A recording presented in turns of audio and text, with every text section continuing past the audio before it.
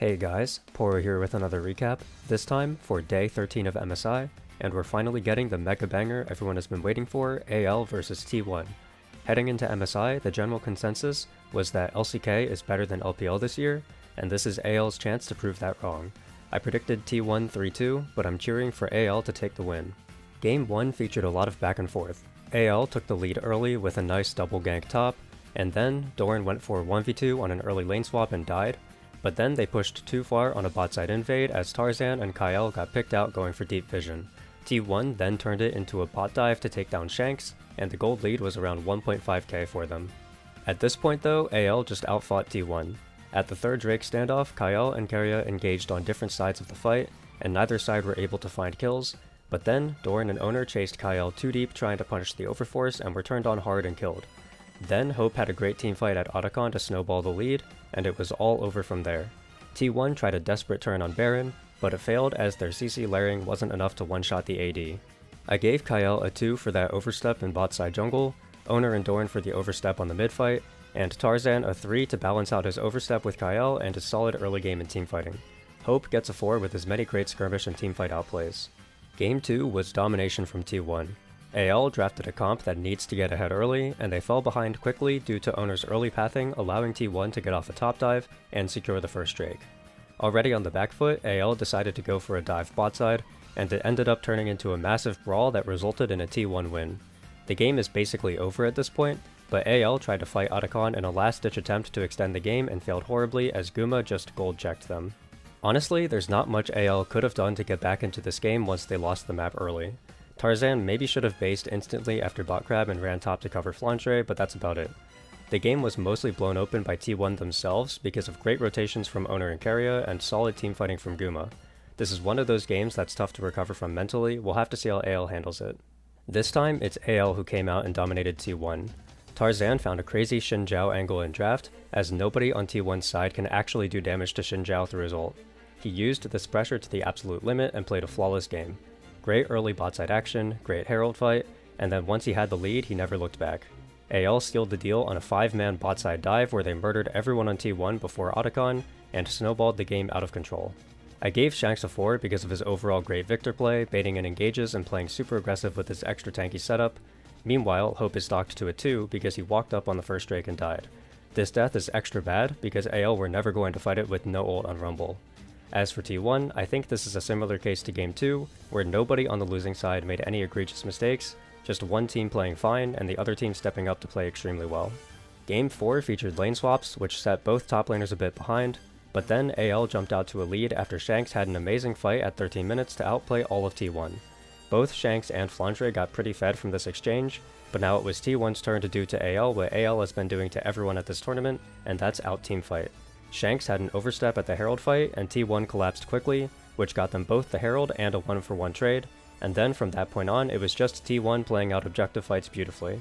On Dragon 3, they had a great position with chunks to start off with, and then Doran survived a collapse where AL used 3 ultimates, which made the situation unfightable as T1 went to Soul Point. At the Otacon fight, it was Doran yet again who got the outplay, as he had just enough gold from taking a top tier 1 to teleport in with a Seeker's arm guard, which he used to great effect to get huge pressure on the flank. Tarzan barely missed out on the smite and T1 won the ensuing fight. At Drake 4, AL was just too far behind and T1 was able to clean up and end. Throughout all of these fights, Owner had a great position and found valuable ultimates, and it was definitely him and Doran who turned those fights into wins. Heading into Game 5, I get to win either way. Either AL wins and I'm happy, or T1 wins and I get my 5th straight full prediction correct. In Game 5, T1 was simply the better team. AL came out with a comp to perfectly counter Jinx, but just crumbled under the pressure and misplayed every big fight. The first huge standoff was at second Drake. AL had the advantage as they all had key item spikes and control of the zone. Then Kyle stepped too far forward and got Skarner ulted over the wall before he could ult anyone and was one-shot. Shanks then stepped forward instead of back and got himself killed as well, which gave Guma 2 kills and a 1000 gold lead. Then at Herald, it was Hope's turn to contribute a bad fight as he whiffed his ult before the fight even started, and then played out the situation badly afterwards. Kyle also had a pretty bad Herald fight too, and at this point T1 just had a massive lead. AL tried to take the third Drake as fast as possible, but lost members trying to escape, and before you know it, T1 had a 10k gold lead and were making preparations to end the game.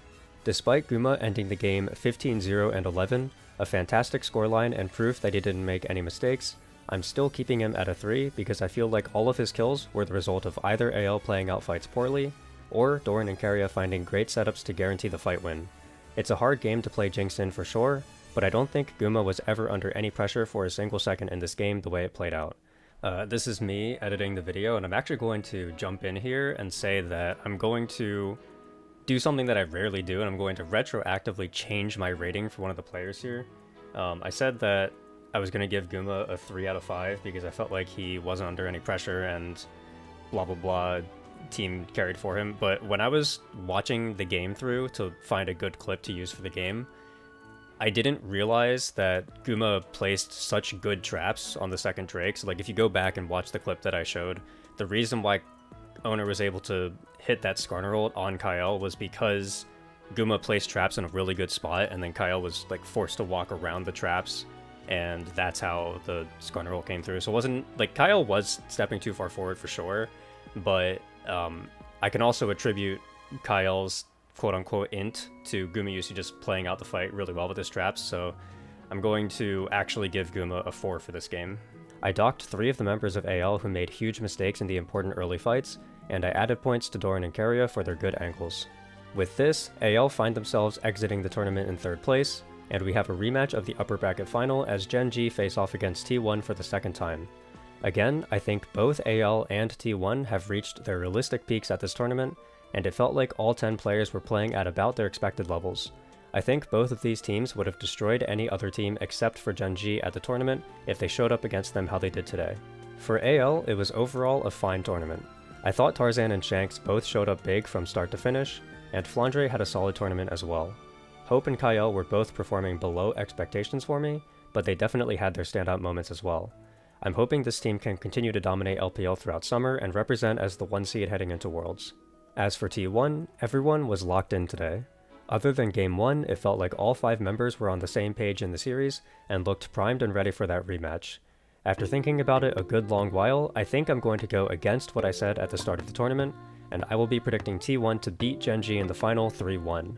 I still believe a top form Gen G is the stronger team, but that's not what we've gotten so far. Keria has been without a doubt the best support at the tournament so far, and I think Guma has a strong argument to be the best ADC as well. Ruler looked great against T1 the first time, but he's been inconsistent for the rest of the tournament, so I think T1 should have an advantage in the bot lane. As for the mid lane, I do think Chovy is better than Faker, and also has had a better overall tournament than Faker, but Chovy definitely has not looked how he should be looking, and he hasn't shown me any reason to think the finals will be any different. The way Chovy looks now, I wouldn't rate him any higher than a player like Shanks, and there's definitely a chance Faker can be the more effective mid laner. I felt as though Owner was the better jungler against Canyon in their first meetup, and it also feels like Owner is more consistent. The only role left is top, and while I do think Keen has had the better overall tournament, there's no denying that when Doran is locked in, he can do some amazing things in those teamfights. When I try to think about how the tournament has gone, I come to the conclusion that across the board, T1's players have performed above expectations, and Gen G's players have been lacking.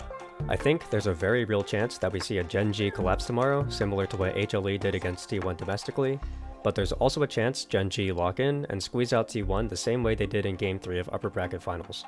However, if my life was on the line and I had to pick a team to win, I'd go with T1. I have nothing else for you. I'll see you later for the final MSI recap. Bye!